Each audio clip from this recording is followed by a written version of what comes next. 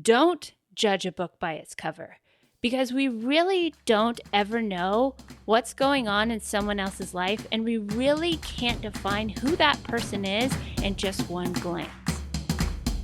Today is a new day. I am Nikki G, your host. Welcome to the Lone Doctrine, a safe space to bridge the gap between your authentic self and your mental health.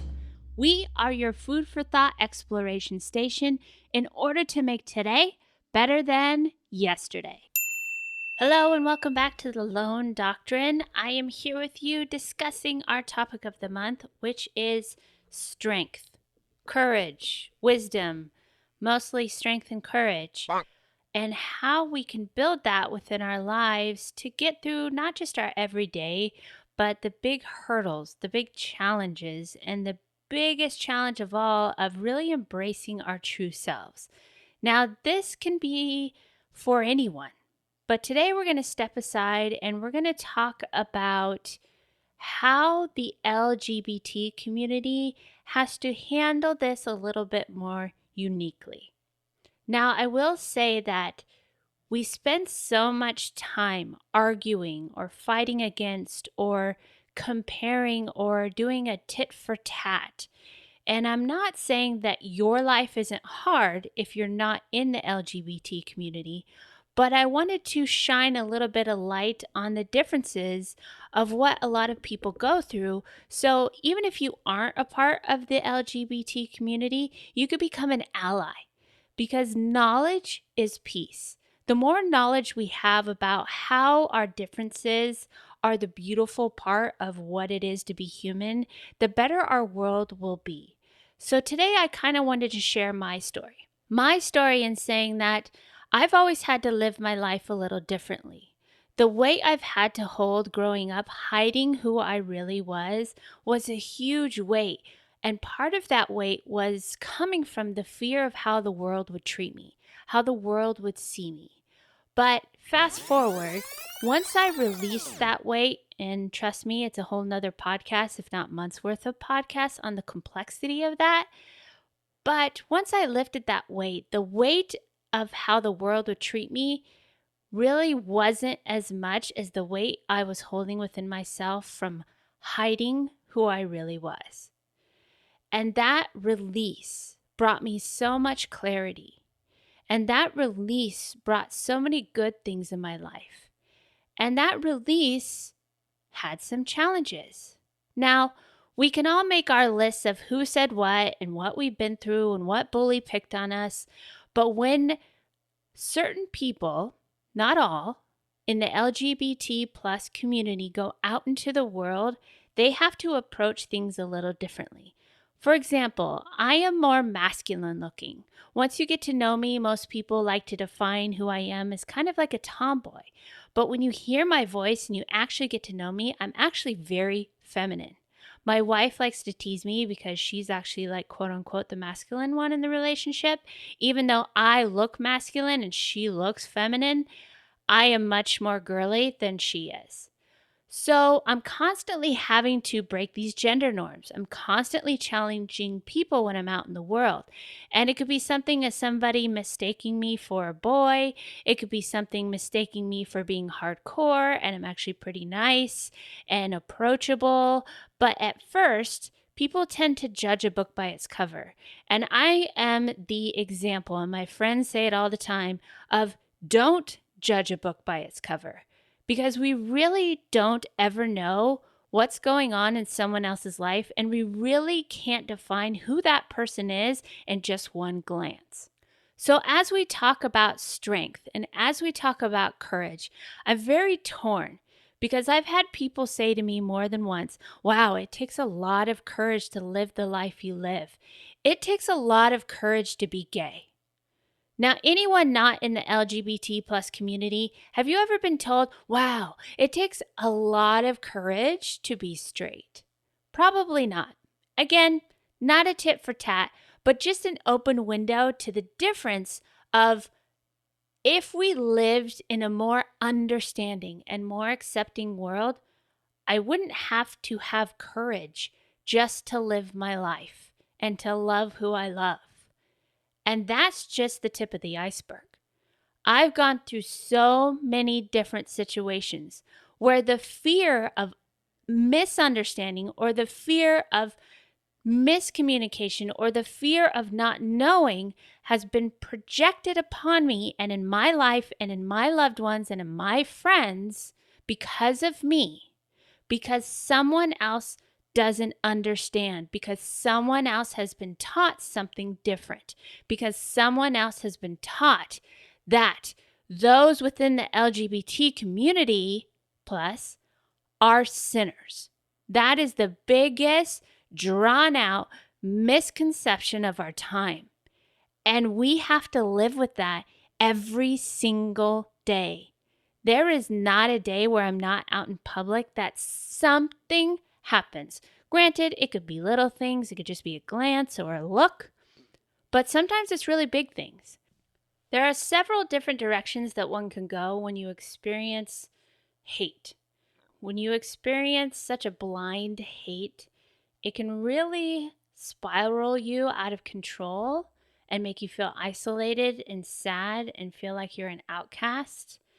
But over time, I really had to understand myself and have the willingness to understand that all of this hate was coming from the lack of knowing, the lack of knowledge. They really didn't understand who I was, and they really didn't understand our world. And in having a massive amount of patience and as much courage as I could muster, I try to always approach these situations in a way where it's an opportunity, if possible, to start spreading that knowledge towards peace. Now, not everybody's ready to hear it, but if you're here right now, having the courage to stand up to bullies, having the courage to not be silent when someone is being mistreated is the most important thing that we can do. Otherwise, the cycle just continues and continues and continues. They feed off the silence. They feed off the fact that they become someone who thinks their way is the only way. And then it hurts all of us in the end. What makes me most sad is seeing all the people who are willing to push each other down and not lift each other up. And that type of energy the person is holding when someone criticizes you, when someone is attacking you, it says everything about them and nothing about you.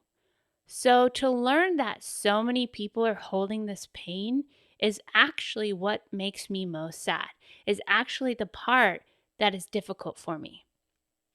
So as I went through all these different things, and again, I've blacked some of them out, whether it be name calling, or being told I was ugly, or being told I didn't belong, or being told I was going to hell, or being followed to my car and threatened with violence, or telling me that I'd never succeed in life, or telling me that the way I dressed was never going to get me anywhere, or what I did, whether it was a tattoo or dye my hair purple, having nothing to do with my sexual orientation, was also not going to get me anywhere.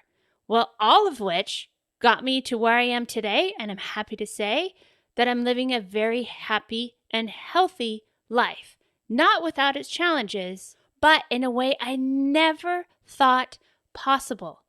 And that's because I embraced the courage. I embraced how scary it was to have the courage to allow myself to live a beautiful life, because that's where it begins. When we allow other people to take that away, that's when our life becomes stagnant. That's when our life gets harder. So how can we continue to break the cycle of hate, and give everyone the courage, ironically, to live in a better world? Because when we challenge beliefs, when we challenge values that someone else has been taught, even though we're trying to move them towards the good side, even though we have no intention but good, it can be really hard. And a lot of times people will get defensive. You might be getting defensive right now. So, with patience and with respect, we can just start having those conversations. So whether you're in the LGBT plus community, or you are an ally, or you want to become an ally, or you want to create this change and letting go of that toxic energy inside you, here are some tips that we can start and we can teach others on how to live with each other through acceptance and understanding. I'm going to keep it really simple today, and eventually we'll start digging and exploring even more.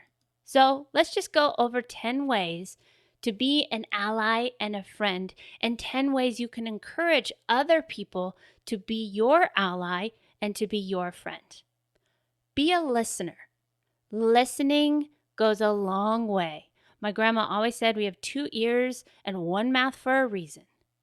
And be open-minded. Even if you feel that defense, even if you disagree, try your best to keep an open mind to both sides, because it's then we start to continue the conversation, which leads us to being less defensive and more understanding. Be willing to talk. Talking is a huge tool. It's a really good tool. Not texting, not emailing, not random comments on social media. All of those can be misinterpreted. Take the time to have an actual conversation, even if you just have to have it little by little. And be inclusive and invite your LGBT plus friends to hang out with you.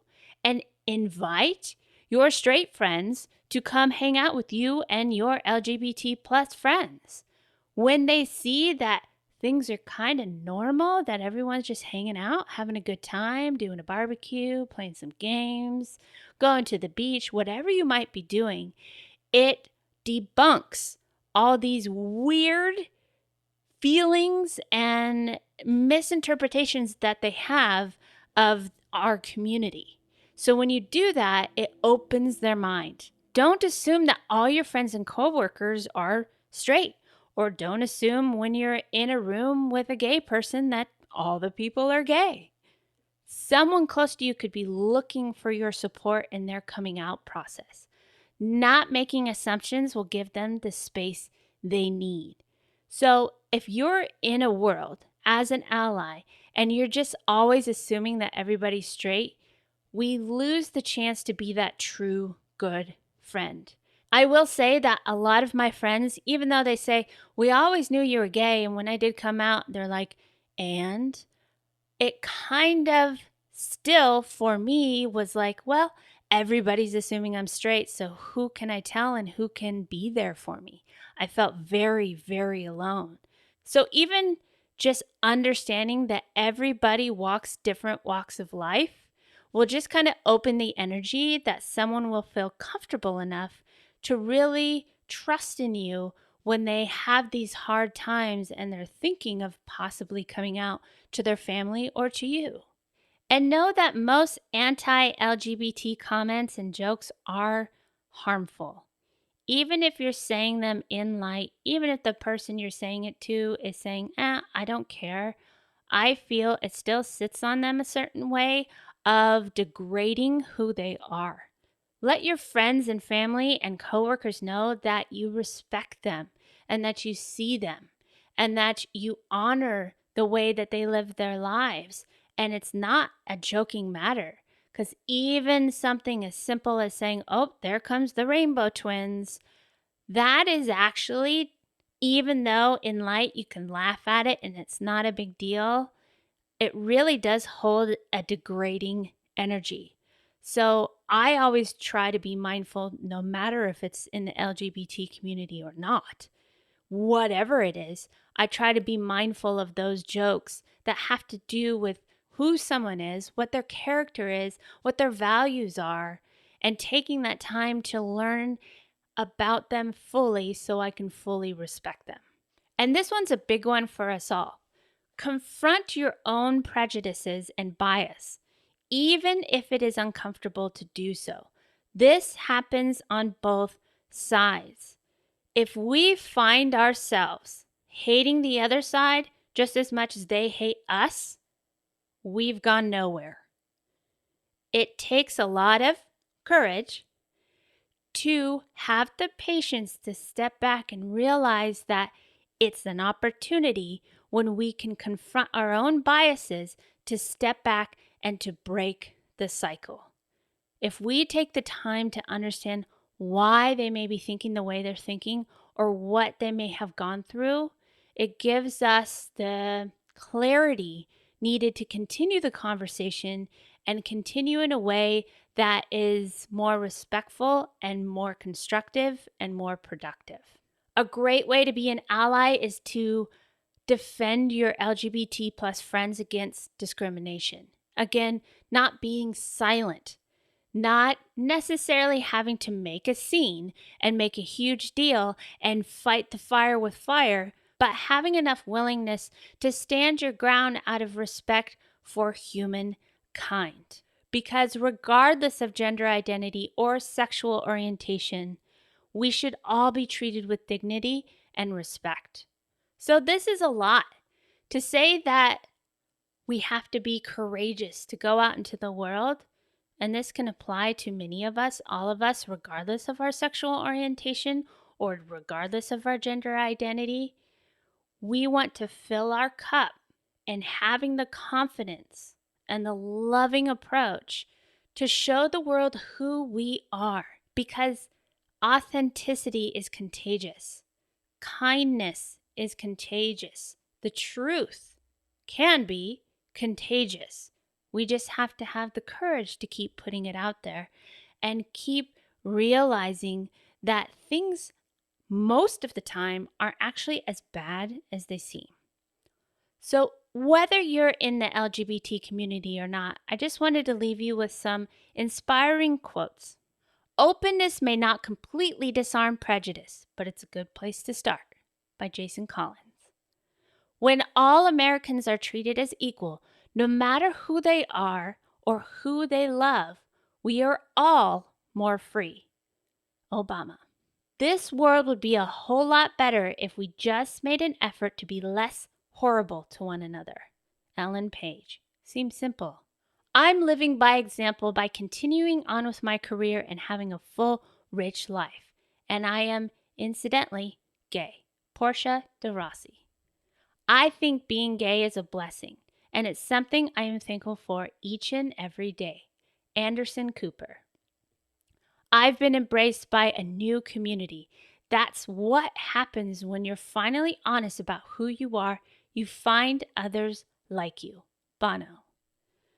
We should indeed keep calm in the face of difference and live our lives in a state of inclusion and wonder at the diversity of humanity. And here's one where the message is very poignant in my life. Every gay and lesbian person who has been lucky enough to survive the turmoil of growing up is a survivor. Survivors always have an obligation to those who will face the same challenges. I am here today in hopes of bringing you the light, bringing you the knowledge, bringing you the tools and the exploration to really make today better than yesterday. It can get better, but we all need to do it together. So, today and every day, please keep fighting the good fight.